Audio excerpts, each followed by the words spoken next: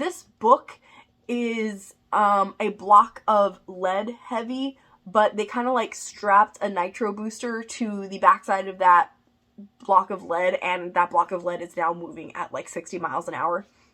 I feel like a kid who was given broccoli, but you don't know that you're eating broccoli because it's covered in cheese, and it just tastes so good. I just, love it.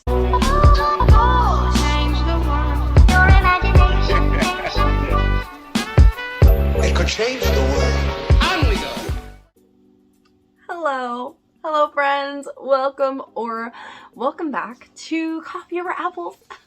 So excited to show you and talk to you about Iron Widow. Iron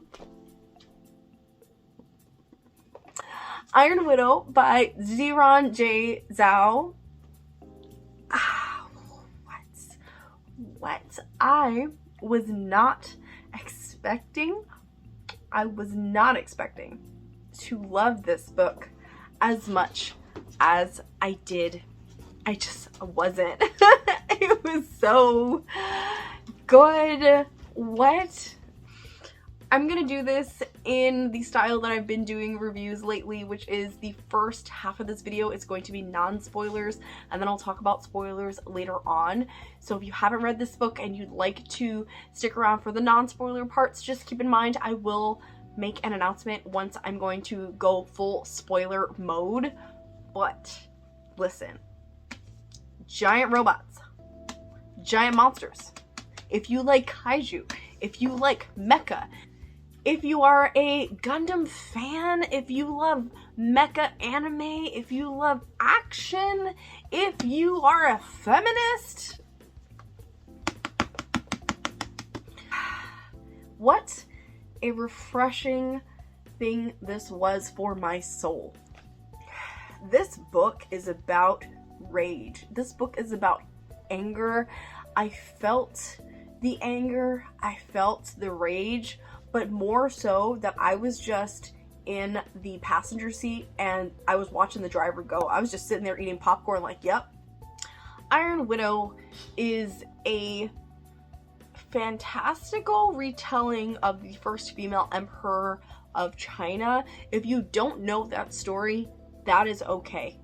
You do not need to know that story in order to enjoy this book or to have any back information on this book. But our main character is a girl who lives in a poor village and in a society in which the giant robots are dual piloted. So there needs to be a male pilot as the main pilot who gets their energy to pilot it from the females who are the second co-pilots of this thing. Not really a pilot, they're more just like an energy source because the males do all of the decision making. But it's known that women do not survive being the co-pilot or in the secondary position because there's a mind melding. If you've seen Pacific Rim and you've seen how they have to cognitively coexist in order to get the robot working correctly, it's kind of in that vein. And you would enjoy this if you like Pacific Rim, by the way. Also, if you like Evangelion, I'm just saying, LCL fluid, that's all I gotta say. But anyway, general plot is that the older sister of our main character was deemed as a high-powered co-pilot, was brought by the military to go pilot, was ultimately killed in battle or whatever because of this. And now our main character wants to get drafted in order to seek revenge on the male pilot that sucked up her sister's mind. Okay, alright. Can we just talk for a second about this? If you are in the sci-fi book club with me, then you know this story already. But for those of you who are not, my dog ate my homework. Literally, I was on the couch annotating and reading this with my doggo. My splendiferous Great Dane, who is growing. very fast and rapidly, who has apparently a taste for books, because this is book number 3 that she has destroyed. R.I.P. to my bookshelf. She came after 2 of my manga a few weeks back, and then she went after this. And I should have known. I should have known when I stepped out of the room and said, I'm going to put this down on the couch and just go make a cup of tea. Came back. Pages 1 to 42 were gone. So I just stopped annotating after that. But either way, I read this fairly fast in like 2 days, which is fast for me. And I loved it. I loved it so much. Our main character is a young girl. I want to say she's like 17 or 18. And she is living in a world where are these giant robots that are governed by the military, and they're used to fight these evil monsters, or monsters that are trying to take over China, because we do get references to Chinese culture, we get references to the Great Wall, and we get names of characters that are kind of like playoffs out of people throughout history. I enjoyed the type system, so if you've played Pokemon and you know like certain types of Pokemon beat other types, or if you played card games like Yu-Gi-Oh, or you played, I don't know, Beyblade, or like Dungeons and Dragons, or you're just a gamer in general, you know that certain types have different advantages over other types. We have a whole map, or demo, or graphic, or glyph, or something. This section right here is gold. We've got this kind of map that tells us what different types of robots are more efficient against other types of monsters, and that they have different things called ki. So ki is like the life force from these creatures that are trying to take over, these giant monsters that are trying to take over the land, and that the giant robots are fighting against. We have a world of gods in which gods are given materials that are then the information is then dropped off in return for sacrificing this material after the battles in order to build more giant robots.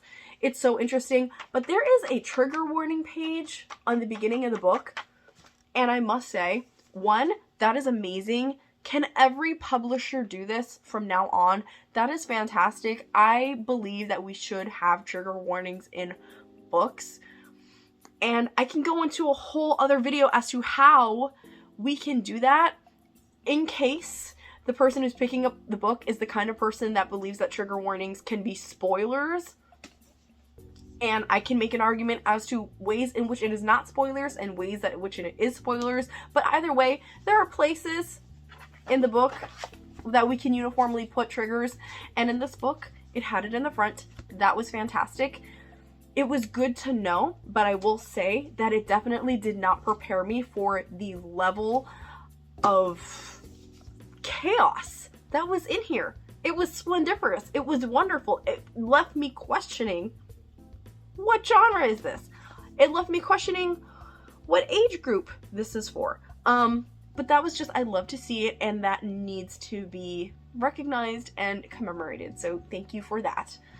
As far as the triggers are concerned, there is a lot of violence. A lot of violence.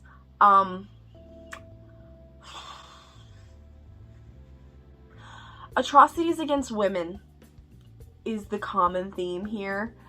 The horrible things that are done to our main character and that are done to these female pilots is just really sad. Feet binding is a major topic in here. Our main character does get their feet bound, and they talk actively about getting their feet bound and what that means in a culture, what age it happens, how they kind of do it, and it is heavy. I feel like this book is heavy. This book is a block of lead heavy, but they kind of like strapped a nitro booster to the backside of that block of lead, and that block of lead is now moving at like 60 miles an hour. Discussions on what the definition of family is. What does it mean to have a found family? What does it mean to create a safe space in your mind when you're dealing with trauma, childhood trauma, cultural trauma, femicide. Femicide is a huge topic, and that's definitely another trigger in this dystopian society that just uses women as basically fuel. It is really disgusting. It's really disgusting. And the idea that none of this is too far away. These things happen every day, currently, even now in the 21st century, in different countries around the world. As far as my research goes, feet binding is still a prominent cultural practice, not in mainstream China, but in rural areas. There's torture tactics, which I will expand more on later on in the spoiler section. I mean, my goodness. My goodness. One of my favorite components of this book was the mech. I really enjoy a well thought out system. We get descriptions of all of the giant robots who are basically characterized as prominent figures within Chinese folklore, I believe. There were some creatures in here that I'd not heard of, but we have things like the phoenix, we have the nine-tailed fox, we have tiger. There's this weird looking thing with no face, mouth, arms. I'm not sure what it's called. I'm not even going to try to pronounce it because I'm not familiar with the folklore. But if you are, you might really have a kick with this. Something that the author does really well and that I think that they should be commended on is the action sequences. Because it's very easy for things to get lost in translation. However, with the descriptions that to me did not feel like info dumps, it was easy for me to be able to imagine what was happening and who was placed where at any given time. Now, plot-wise, I can see how it might be an issue for some people that the general plot that I described is kind of wrapped up in the first 25% of the book. And to me, that's okay. See, this is where this book is kind of making me question my own taste, because this book was very tropey. But tropey in a good way, because I feel like every single trope that was used was subverted. As in, we're going for a love triangle, flip that on its head. We're going for blackmail, flip that on its head. We're going for character who thinks that they're a badass and then has all this trauma and is going for revenge, but then they suddenly realize that they're actually really soft on the inside and that they actually never really wanted to get revenge in the first place, and they're falling into the position of being a woman who is actually not able or capable with going in through with the horrible things that they once said that they were going to do because they might fall into that. Flip that on its head. It just consistently happened for me in ways that I was satisfied with. However, I did give this book 4 out of 5 stars. So there are a few things that just didn't sit right for me, which I think is because this is a YA book that things needed to be wrapped up in certain ways. And potentially there is one trope that might have been used at the end. I don't know yet because book 2 hasn't come out. But if that is the case, which I think it is, because as I said, this is a very trope heavy book, one of my least favorite tropes ever is listed, or kind of I think is insinuated in the last few pages, and that to me is unforgivable because I've never read a book where I can get over that trope. I've read books in which that trope is used and I still rated the books high, but I didn't give them 5 stars because of that trope, and if that happens, I'm gonna be so disappointed. Unless that can be flipped on its head. Our main character, Zetian, I really enjoyed seeing their rage. I enjoyed seeing the descent into madness. I enjoyed that Zetian asked logical questions. Like, that's really all I want as a main character that says, this thing is happening. I'm not gonna go along with it because why should I? Like, why should we do that? Why? Tell me why. No matter how crappy things got, Zetian said, but why though? And I love that for her. I love it for her so much. Logical questions. I love logical questions. Thank you for asking what I'm thinking. Thank you. We've got a pretty boy, but the justification as to why he is a pretty boy by our standards makes sense to me, and I liked it.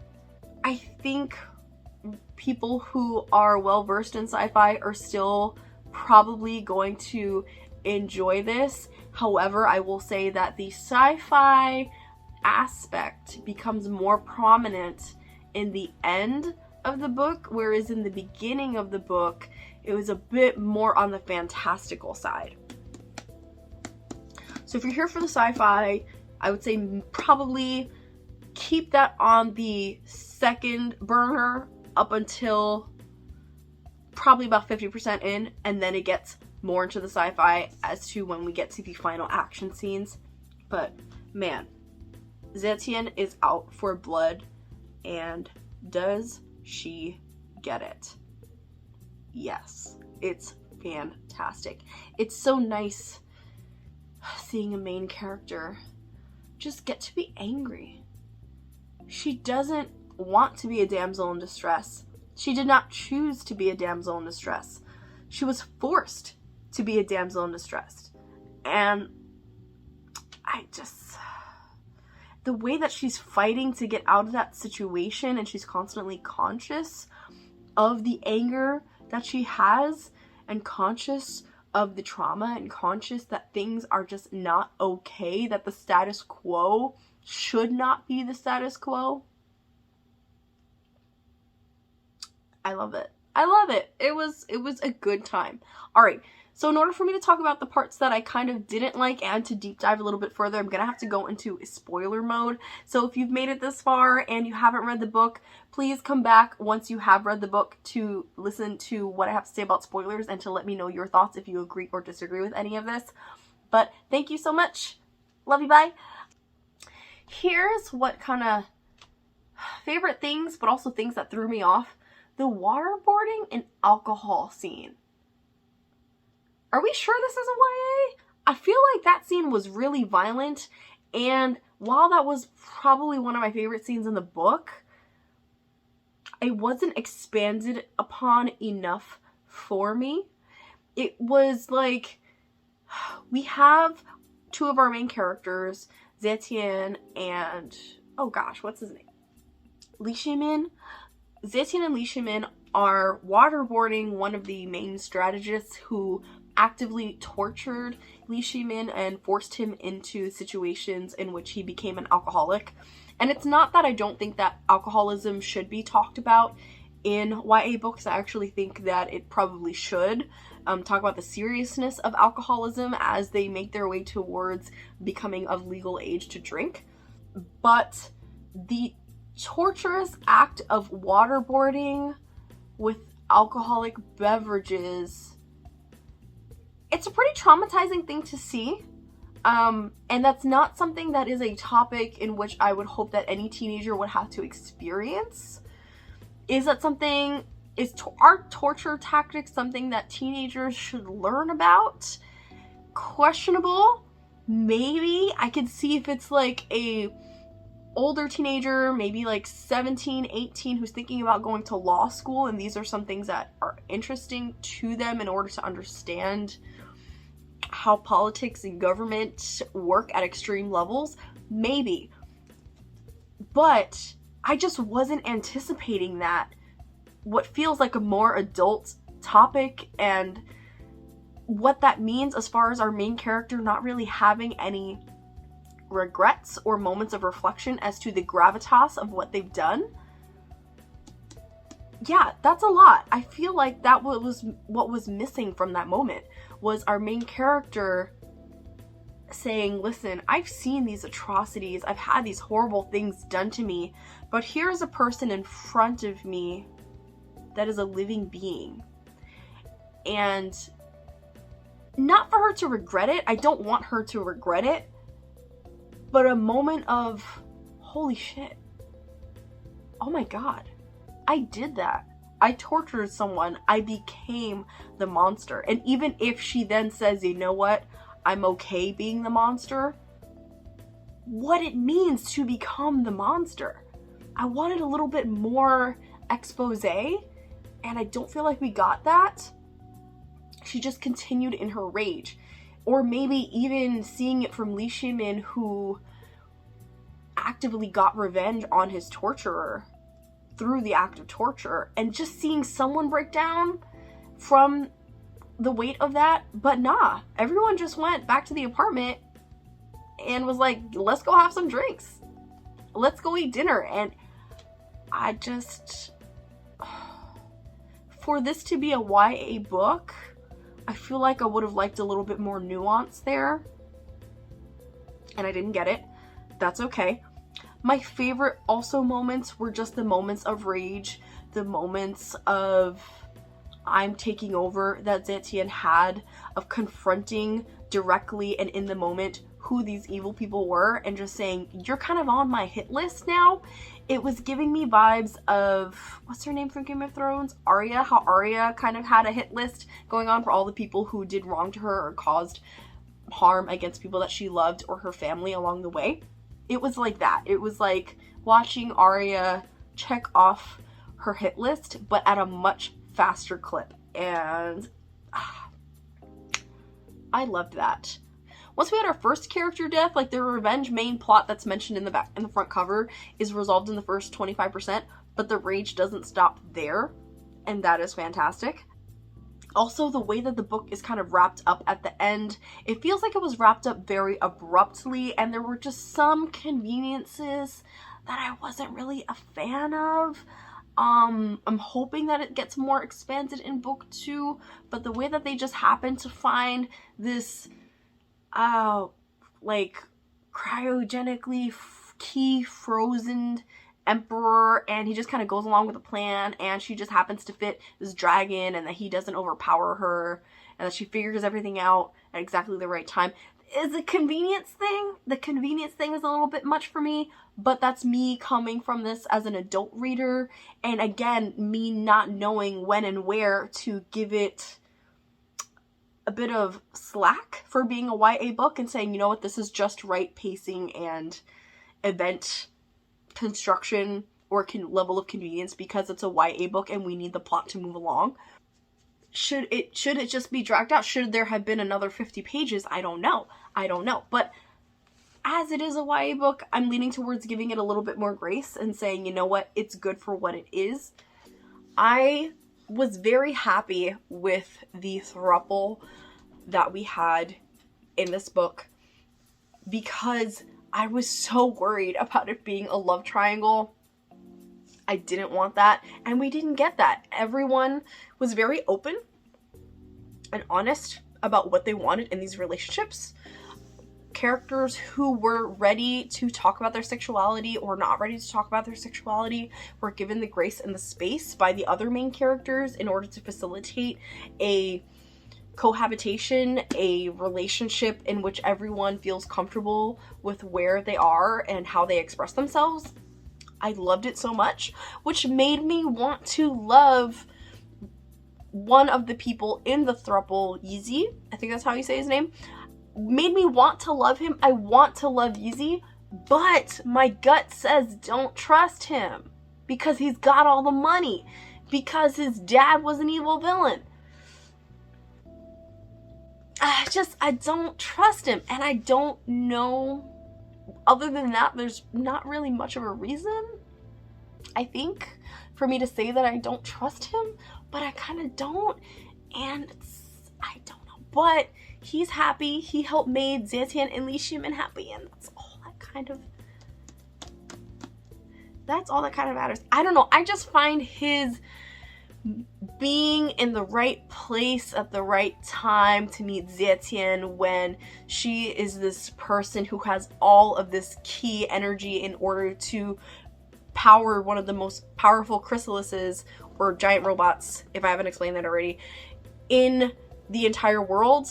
She just happens to be in the right place in the right time to partner up with the son of the biggest business Mongol, or whatever the word is, in the entire world also, and they become this power couple, or a power throuple, I love a power throuple, I love a power couple, but convenience. So I'm a little iffy. I got my eye on him in book 2. It's fine. Another one of my favorite scenes is definitely when Yizi's dad tried to blackmail Zetian with a nude video, and he was like, "You can't kill me. I have a video that I'm gonna let the whole world see of you nude." And she's like, "Oh yeah?" Pew! And then she just flicks him with her giant robot finger, and then he smacks him on the floor and splatters into a million pieces. Fantastic. Fantastic. I loved it. I also enjoyed her rage rampage, in which she just went off and killed everybody. However, I think that again needs to be a more nuanced conversation between her and Yizi, hopefully in the future, to talk about how all of the innocent people who were in those buildings may or may not have also been victims, because she's going on this kind of war to free women from the oppression that this society has placed upon them, but at the same time she's also going around killing a lot of women. And I don't yet know how I feel about that. Sometimes the women deserved it, other times they didn't, but in her rampage there was no kind of justification that she could have used in order to determine whether those women deserved it or not. She just went for it. Which brings me to the discussion of her family. Her family are victims. Her families are victims of the cycle of violence. The cycle of violence is when an individual is a victim of someone else who decides to impose trauma on them, and that they are not able to comprehend that what was done to them is not justified, it is not the correct way of living or of building relationships or to express your emotions, whatever that matter may be. And so really working off of experience to use towards their next generation of children or family members or future relationships, and thinking, this is how relationships work, this is how I was raised, I will then apply that method to all of my other relationships, and not really assessing whether they are just continuing the same violence and it's like this perpetual cycle. It takes a lot of work to get out of the mental capacity that sticks you into that cycle. And I felt for the grandma and the mom. Even though the grandma did some horrible things, it's like they're horrible because they've been forced to live in a society that does not value women. In a society that says this is what a woman must be, and in order to survive this society, you have to conform to these standards or you will be killed. Those are the options. And so because there wasn't really a conversation between Zetian and her family of saying, look, I've uncovered all of these atrocities, I've uncovered all of these things that don't make sense. What is your stance now? Now that you know this information, what are you going to do about it? Are you going to choose to stay the same, or are you going to change with me? They were never really given that choice. And that's what I think was missing from this. And that goes back to the nuance that I was talking about before of dealing with something as heavy as what it means to take another person's life, one, but to decide that you are judge, jury, and executioner, two, and then also to torture somebody, three. These are very heavy topics that I would think if this was categorized as an adult book, I would probably be more accepting that it's just like, yeah, anger, go, destroy, go destroy. But as a YA book, things that could potentially be taken at face value as justified, I think need to be expanded on. That's just my opinion. I'm not saying don't talk about them. I'm saying if you're gonna talk about them at depth. Are we gonna go in space into the next one? I don't know, but I'm so hyped for it if we get to go into space, because the answer as to where the gods were and who the gods are, A1, amazing. and who the giant monsters were and what the relationship is and the sourcing, it was so good. I feel like a kid who was given broccoli, but you don't know that you're eating broccoli because it's covered in cheese and it just tastes so good. I just love it. Anyway, if you would like to read other sci-fi books with us, the links for the Interstellar Book Club along with all of the co-hosts and the Discord are in the description box below. I hope that you enjoyed this review. If you like more reviews like this, let me know in the comments below if you've read Iron Widow and what other books you would like me to review in this style. I post videos every week. Catch you later. Bye! What's it making, Mr. Wonka?